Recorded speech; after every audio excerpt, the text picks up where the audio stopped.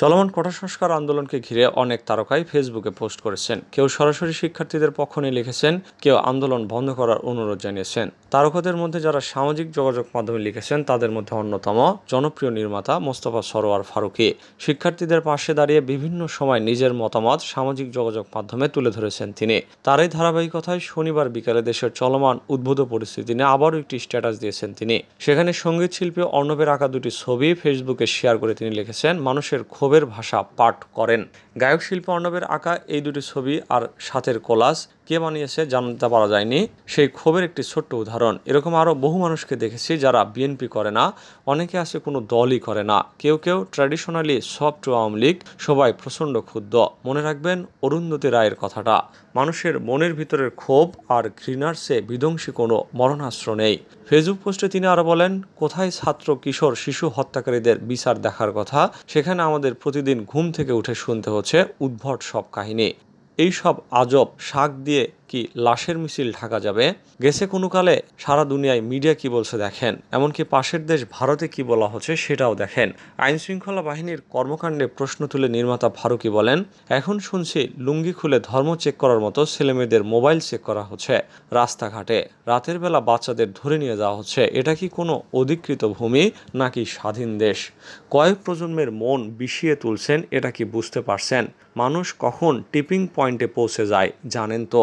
এর আগে কোটা আন্দোলনে নিহত ফারহান ফায়াজের ছবি ফেসবুকে শেয়ার করে ফারুকী লিখেছিলেন, রাষ্ট্র কার জন্য? এরকম আরও যাদের মেরে ফেলা হলো সেটার মূল্য কি দিয়ে চুকাবে এই রাষ্ট্র?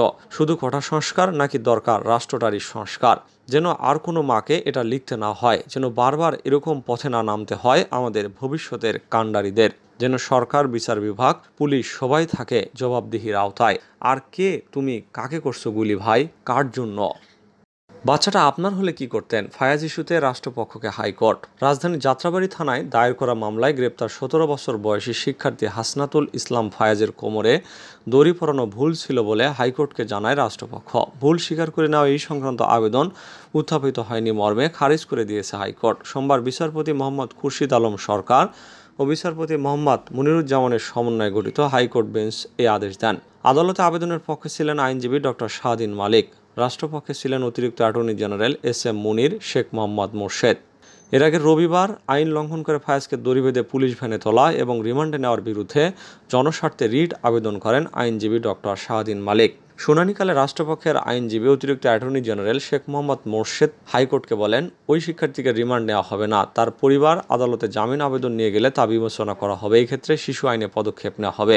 এ সময় হাইকোর্ট বলেন, আমরা টিভি চ্যানেলে দেখেছি তার বাবা সব ডকুমেন্টস দেখিয়েছে যে ছেলেটির বয়স 17, কিন্তু ম্যাজিস্ট্রেট তা বিবেচনা করেননি। কাজ একটা করে তা হালাল করার জন্য জেদাজেদি করবেন, বিষয়গুলো যেন এমন না হয়। আদালত আরও বলেন, ঠিক আছে, অনেক ধ্বংসযজ্ঞ হয়েছে, কিন্তু এমন দু একটা ঘটনার জন্য পুরো বিষয়টি প্রশ্নবিদ্ধ হবে। বিচারকের এমন অপকর্মের কারণে বিচারও প্রশ্নবিদ্ধ হতে পারে। এক পর্যায়ে হাইকোর্ট রাষ্ট্রপক্ষের আইনজীবীকে বলেন, বাচ্চাটা আপনার হলে কি করতেন, তাই এই বিষয়ে আজই পদক্ষেপ নিন। আমরা আজ কোনো আদেশ দিচ্ছি না, আগামীকাল বিষয়টি শুনানির জন্য থাকবে। আদালত থেকে বের হয়ে আইনজীবী ডক্টর শাহদিন মালিক বলেন, বিভিন্ন পত্রিকায় ছবি দেখি যে একজন শিশুকে এভাবে দড়ি বেঁধে পুলিশ ভ্যানে তুলছে। এটি দেখে সকালে আমরা বিচারপতিদের দৃষ্টি আকর্ষণ করছিলাম, তখন আদালত বলেছেন পিটিশন আকারে নিয়ে যেতে। পিটিশন নিয়ে গেলাম। শিশু আইন 2013 যেটি আছে, এই আইনের কতগুলো স্পষ্ট নির্দেশনা আছে, কাউকে যদি গ্রেপ্তার করতে হয় তাহলে পুলিশকে নিশ্চিত করতে হবে তার বয়স 18 বছরের বেশি কি না। রিমান্ডের বিষয়ে অনেক নিয়ম রয়েছে। আইনে স্পষ্ট করে বলা আছে কোনো শিশুকে হাত করা পরানো যাবে না। আজ আদালত মৌখিক আদেশ দিয়েছেন, কাল রিটটির শুনানির জন্য তালিকায় আসবে।